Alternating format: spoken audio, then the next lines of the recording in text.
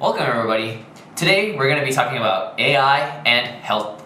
So firstly, how is nanotechnology and new innovations helping the field of health? Any inputs, Batman? I love this topic. Let's think about nanotechnology. Now there are little robots, and this has come from MIT and Harvard, that can perform surgery and other tasks. This is pretty revolutionary because this will have effect as well into the mobile hospitals. Tony, do you know much about the mobile hospitals and some of Yeah, so mobile hospitals are something where we just have the hospital come to you instead of you going to the hospital itself.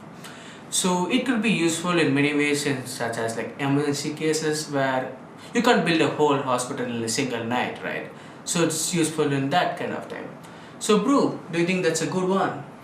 Absolutely, and another thing within this topic that really helps is we have drone technologies available now through companies like Zipline. These companies provide these supplies to remote communities and places that don't necessarily have the infrastructure required to perform healthcare and especially emergency care for specific cases.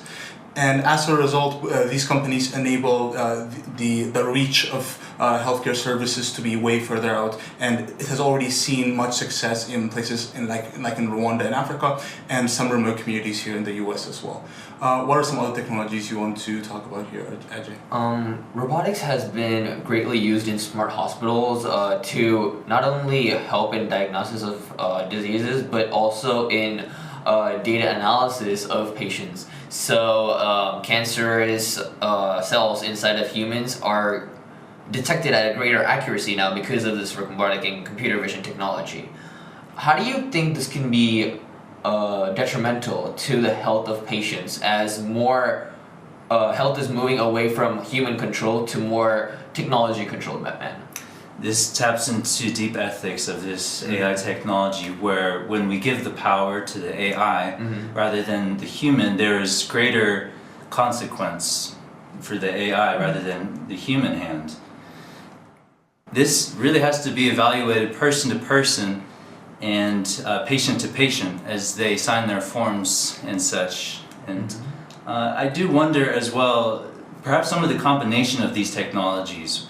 What do you think, Tony, of the combination of medical hospitals, nano robots, and the like? So, I mean, that's a bit interesting of combining both the robots and the nanos, but we can use nanobots to go to places that we could not using like a syringe or something like that. But it might be a bit of a problem as they might get stuck or something like that. So it may create an issue itself in its own, like something that we haven't even discovered yet. Yeah, but that's something to think about. So yeah, Ajay, what else do you have for us today? One final thing is personalization. Each patient can have personalized healthcare because of this new inventions and innovations. Brew, do you know anything about personalization for each patient in healthcare?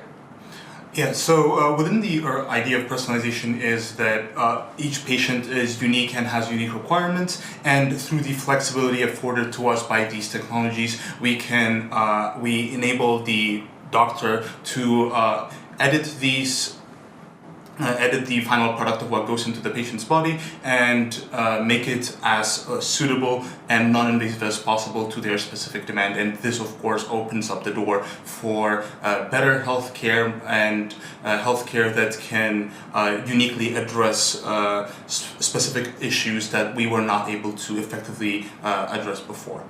Let me hand it back to you, Tony, to talk a little bit more about some newer developments within this field. Yeah, so I recently heard a news about a corporate company which is backed by Elon Musk himself has been doing something that like a synthetic development of humans themselves. For example, like we take out the womb of a pregnant woman and then we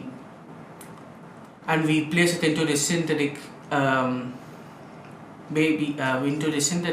to create a whole size fully baby to be born from only it, instead of using the current technology And the ethics of this is like, what could happen if government takes control of this technology to create to control the population itself? So what would be your thoughts on that? And we would like to hear it on our next session. Thank you for joining us today, and tune with us next